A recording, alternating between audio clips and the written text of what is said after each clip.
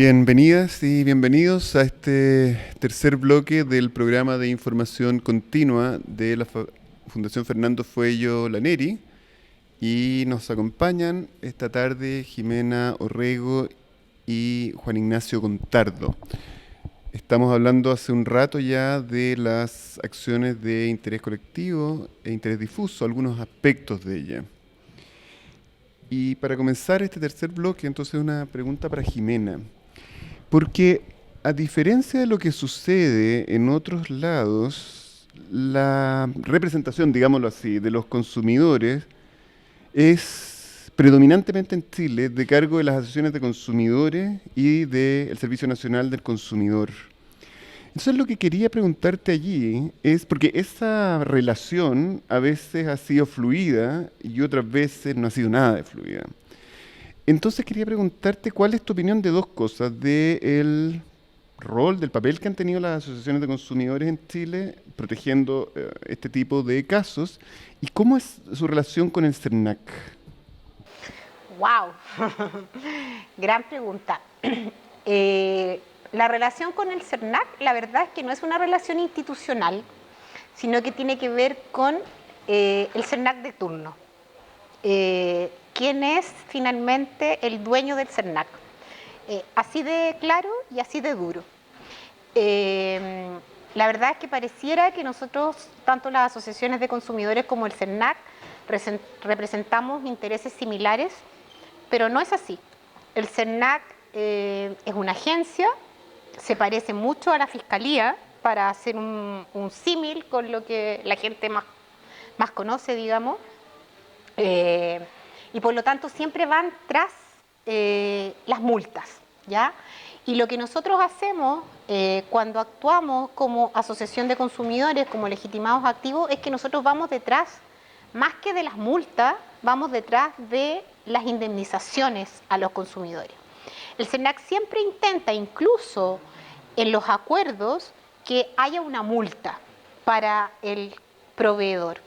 Nosotros las multas somos capaces de dejarlas de lado, porque no nos interesan las multas. Nosotros no actuamos, somos organizaciones de la sociedad civil. ¿Sí? Simplemente por si alguien no lo entiende, el punto es que las multas son a beneficio fiscal, ¿no es verdad? Por lo tanto, no benefician en ningún sentido posible a los consumidores.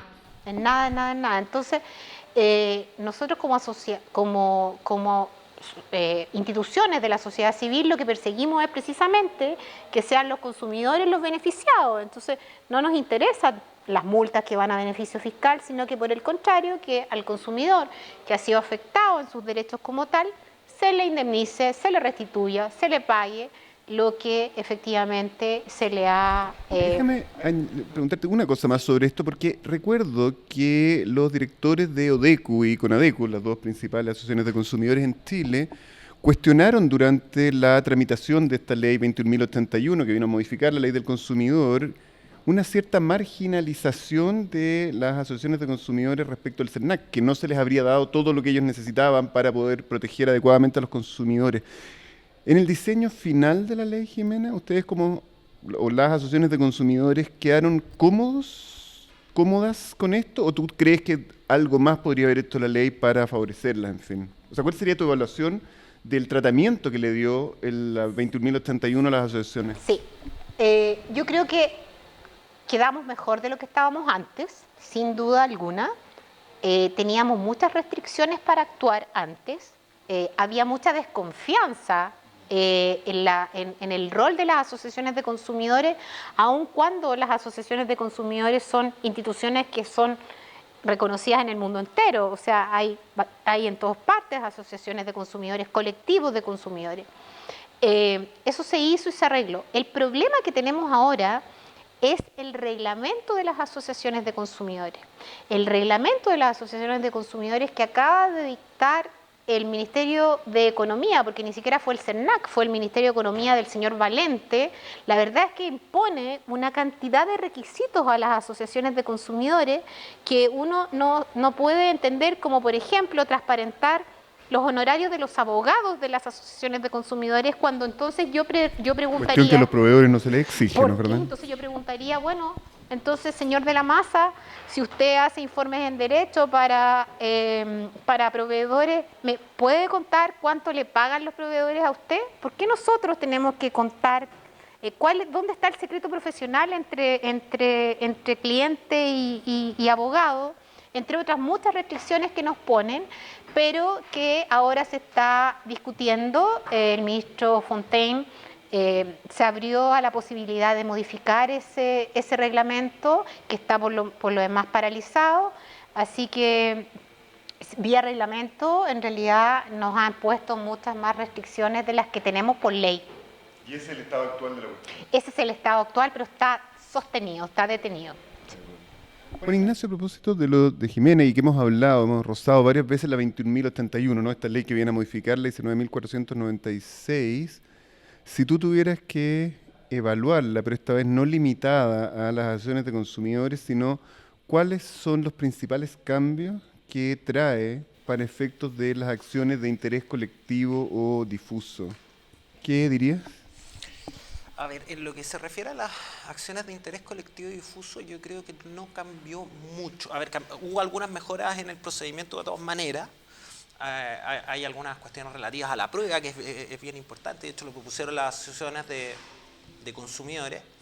Pero a mi modo de ver, los cambios más interesantes son dos y no vienen en el diseño mismo de las acciones de interés colectivo y difuso, pero sí en cuestiones que van a ayudar a el ejercicio de estas acciones. El primero de estos cambios es el otorgamiento de plana fiscalizadora al CERNAC. Ahora el CERNAC va a ser propiamente un fiscalizador. Por lo tanto, va a tener el CERNAC unos perros de caza y van a buscar infracciones, y entre esas infracciones a la ley del consumidor probablemente se van a encontrar muchas de interés colectivo y difuso. Entonces, yo creo que por esa vía se fortalece en el fondo. Y esta facultad era inexistente, ¿no es verdad? Esta Antes de la facultad ley. no existía. Hoy día tiene no solamente facultades de fiscalización, sino además el CERNAC ahora tiene escalafón fiscalizador, como lo es, por ejemplo, la Dirección del Trabajo. El segundo cambio que a mí me parece que es interesante sobre esta materia es la regulación, que ya lo había dicho Jimena, es la introducción de los procedimientos voluntarios colectivos.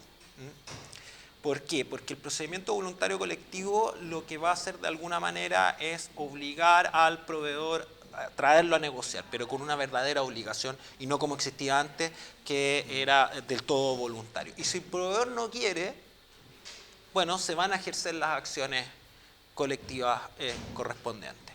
Acá en este punto, lamentablemente, para las asociaciones de consumidores no se les dio fuerza en el procedimiento voluntario colectivo, solamente porque solo las puede iniciar el CERNAC, y las asociaciones de consumidores son invitadas a participar del procedimiento. Ahora, esto va a ayudar precisamente a mejorar la litigación de acciones de interés colectivo difuso.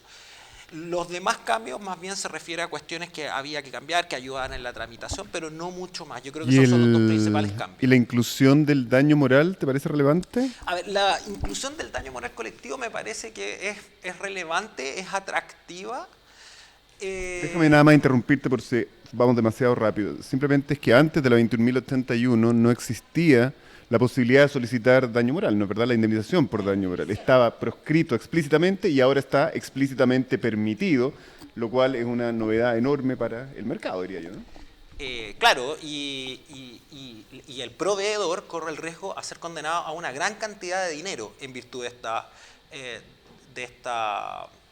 este daño moral colectivo. Ahora hay que ver cómo se va a terminar aplicando en la práctica, porque hay que ver si es que requiere de prueba, no requiere de prueba. Lo que sí es muy interesante, que para cerrar con ESAL,